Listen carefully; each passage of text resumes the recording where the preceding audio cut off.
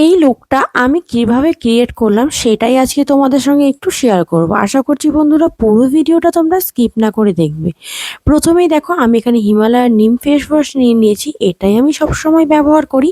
প্রথমে ভালো করে মুখটাকে ক্লিন করে নেব, তার জন্য দেখো আমি এখানে হিমালয়ার ফেস ওয়াশ দিয়ে ভালো করে ফেস ওয়াশ করে নিলাম। তোমরা চাইলে ক্লিনজার দিয়েও ক্লিন করে নিতে পারো।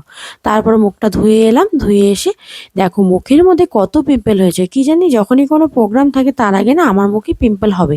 আজকে যাব একটা বিয়ে বাড়িতে, একটা রিসেপশন পার্টিতে, সেখানে যাওয়ার জন্য রেডি হচ্ছিলাম, তাই ভাবলাম গেট রেডি উইথ মি তোমাদের সঙ্গে একটু শেয়ার করে নিই।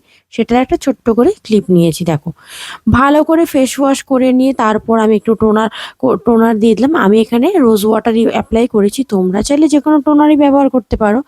তারপর এখানে আমি ময়শ্চারাইজার নিয়ে নিলাম। আমি এখানে প্লামের একটা ময়শ্চারাইজার নিয়েছি, এটাই আমি রাত্রে ব্যবহার করি। আর যেহেতু রাতে প্রোগ্রামে যাব তাই একবারে ভালো করে আমি স্কিনটাকে আগে কেয়ার করে নিচ্ছি। ভালো করে স্কিন কেয়ার না করে নিলে কিন্তু পিম্পল উঠে যায় মেকআপ করলে, আর আমার তো মুখে অলরেডি এমনিতেই প্রচুর পিম্পল উঠে আছে।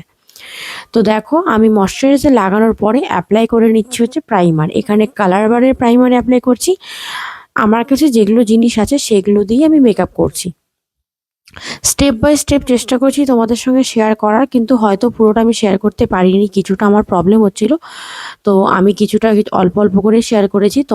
যদি এই ভিডিওটা তোমাদের ভালো লাগে, যদি ভালো রেসপন্স পাই, তাহলে নেক্সট আমি আরও ভালো করে তোমাদের সঙ্গে এরকম একটা ভিডিও নিয়ে আসবো পুরো ডিটেলসে শেয়ার করার জন্য।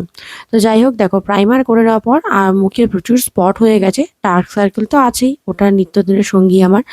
চোখের নিচে প্রচুর ডার্ক সার্কেল আর এদিকে প্রচুর পিম্পল হয়েছে, সেগুলোরও অনেক দাগ আছে। সেগুলোকে একটু কভার করার জন্য আমি অরেঞ্জ কালারের কারেক্টটা দিয়ে দিলাম প্রথমে। তারপর এখানে আমি একটু কনসিলার নিয়ে নিয়েছি, এবার কনসিলার দিয়ে কনসিল করে নেব। এবার ভালো করে মেকআপ ব্লেন্ডার দিয়ে আমি ব্লেন্ড করে নিচ্ছি। ব্লেন্ড যত ভালো হবে মেকআপ কিন্তু ততটাই সুন্দর হবে, তাই ব্লেন্ডিং কিন্তু মাস্ট। তো দেখো আমার সম্পূর্ণ ব্লেন্ড করা হয়ে গেছে। এবার অ্যাপ্লাই করব, সেটা হচ্ছে ফাউন্ডেশন। আমি এখানে কিছু মিক্স করে নিই ফাউন্ডেশনের সঙ্গে, তোমরা চাইলে অনেক কিছু ইলুমিনেটর মিক্স করে নিতে পারো, তাহলে কিন্তু মেকআপের গ্লোটা আরও ভালো আসে। আমার কাছে নেই, আমি শুধু ফাউন্ডেশনটাই অ্যাপ্লাই করে নিলাম। এটাকেও খুব ভালো করে ব্লেন্ড করতে হবে, যত ভালো ব্লেন্ড হবে তত ভালো কিন্তু মেকআপটা সেট হবে মুখের মধ্যে।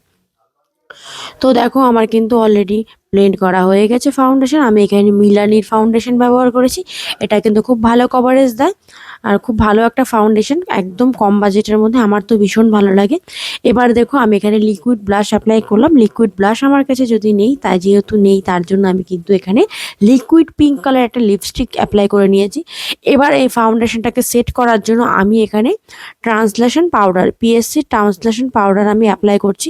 এবার চলে আসি আই মেকআপের দিকে। এখানে একটা প্যালেট নিয়ে নিয়েছি, ব্রাজিলিয়ান প্যালেট। এটা হচ্ছে তোমার, প্রথমে আমি একটু পার্পেল কালার অ্যাপ্লাই করে নিলাম। আমার একটু প্রবলেম হচ্ছিল আই মেকআপটা করার সময় কাছের থেকে, কারণ যেহেতু ক্যামেরায় করছিলাম মিররের মধ্যে লাগিয়ে, তার জন্য অনেকটা দূর থেকে করতে হচ্ছিল।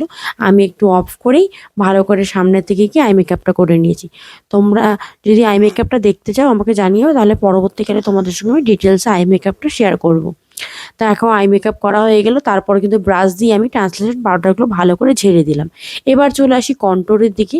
নোজটা প্রথমে কন্ট্রোল করে নিচ্ছি, তারপর গালগুলো কন্ট্রোল করে নিলাম। চিক কন্ট্রোল করা হয়ে গেছে আমার। যে কোনো কিছু অ্যাপ্লাই করো না কেন খুব ভালো করে ব্লেন্ড করতে হয়, ব্লেন্ড ভালো না হলে কিন্তু মেকআপ একদম উগ্র লাগবে দেখতে। এবার আমি একটু ব্লাশ অ্যাপ্লাই করে নিচ্ছি। প্রথমে তো লিকুইড ব্লাশ অ্যাপ্লাই করেইছিলাম, এবার আমি পাউডার ব্লাশ অ্যাপ্লাই করে দিচ্ছি। এবার চলে আসি লাস্টে, সেটা হচ্ছে হাইলাইটের পোর্শনে। এখানে আমি একটা মেকআপ রেভলিউশনের হাইলাইট প্যালেট থেকে একদম লাইট পিচ কালারের হাইলাইট করছি। নাকে না সবসময় আমি আঙ্গুল দিয়ে লাগাই হাইলাইটারটা, কারণ আমার মনে হয় ব্রাশের থেকে আঙ্গুল দিয়ে বেশি ভালো হয়। তারপর একটা ব্রাশ নিয়ে আমি দেখো এখানে, এটা কিন্তু একটা যে কোনো ফ্ল্যাট ফাউন্ডেশন ব্রাশ, আমি এটা দিয়ে আমি সবসময় হাইলাইটার লাগাই। হাইলাইটার ব্রাশটা আমার ভালো লাগে না।